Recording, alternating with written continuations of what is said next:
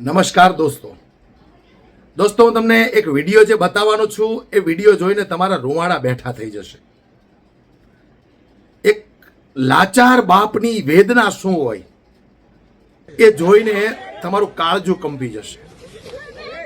એક બાપ એની દીકરીને પોતાની બાઇક ઉપર બેસાડી અને નીટની એક્ઝામનું પેપર દેવા માટે સ્થળ પર પહોંચે છે અને એ સમય દરમિયાન ગેટ બંધ થઈ જાય છે. ગેટ બંધ થવાનું કારણ શું છે? એ એક મજબૂર બાપની લાચારી છે કે બાઇક લઈને આવતા હતા ને બાઇકમાં પંચર પડી જાય છે ને એ વાલીને લગભગ 15 કે 20 મિનિટ મોડું થઈ જાય છે. ગેટ બંધ કરી દેવામાં આવે છે.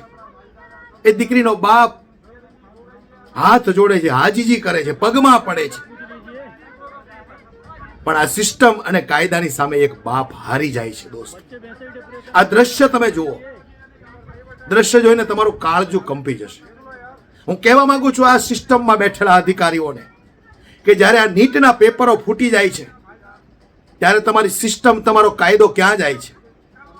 થોડા દિવસ પહેલા દેશના વડાપ્રધાને એવું કીધું હતું કે નીટની એક્ઝામમાં બાળકોને તકલીફ ના પડે, ટ્રાફિકમાં સમસ્યા ન ઊભી થાય એટલા માટે હું મારો કાફલો રોકી દઈશ.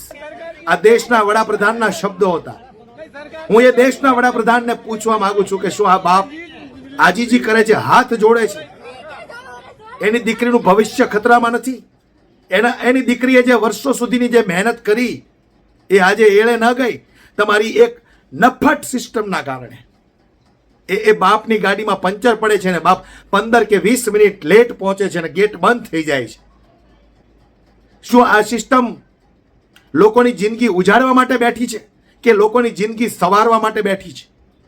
15-20 મિનિટ લેટ થઈ જાય છે, એ બાપ આજીજી કરે છે. દ્રશ્ય જોઈને આપણું કાળજું કંપી ઉઠે દોસ્તો.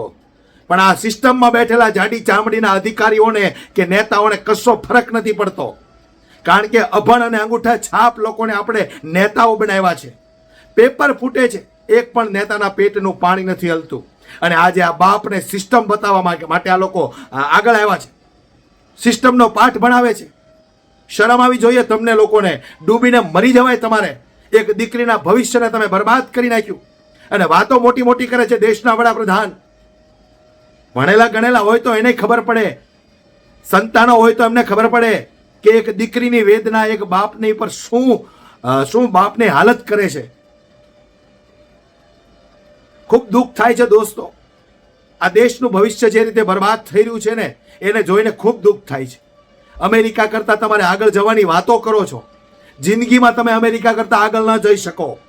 જે દેશની અંદર આવી ભ્રષ્ટ સિસ્ટમ હોય, ભ્રષ્ટાચારી નેતાઓ હોય, યુવાનો વિદ્યાર્થીઓના જિંદગી સાથે તમે લોકો ખિલવાડ કરતા હો. શરમ આવી જોઈએ તમને લોકોને. એક 20 મિનિટ બાપ લેટ પહોંચ્યો, બાપે આજીજી કરી, હાથ જોડ્યા, પગમાં પડ્યો. તમે એક ગેટ ન ખોલી શક્યા. ડૂબીને મરી જવું જોઈએ તમારે લોકોને.